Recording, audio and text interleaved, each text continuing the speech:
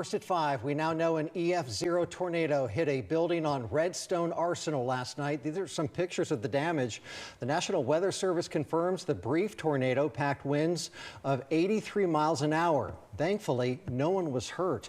The Weather Authority was the first on air and online with coverage of that tornado warning on Tuesday. Certified Chief Meteorologist Danielle Dozier joining us now with the latest. Danielle, a lot to unpack with this one right here. Yeah, Tamika, Ben, that's right. And we have the track, albeit small, right here at the bottom of your screen. The rating EF0, peak winds 83 miles per hour. And yes, Ben mentioned brief. Path length was only 0.12 miles. You'll see the width was only 25 yards. But as soon as that tornado warning was issued, we were on air. We actually had a second tornado warning that was issued that was due to a debris signature near Lacey Spring that tracked up over the river into South Huntsville, the Farley area. The National Weather Service is going to be surveying that damage later on this week. So we will be letting you know more about that.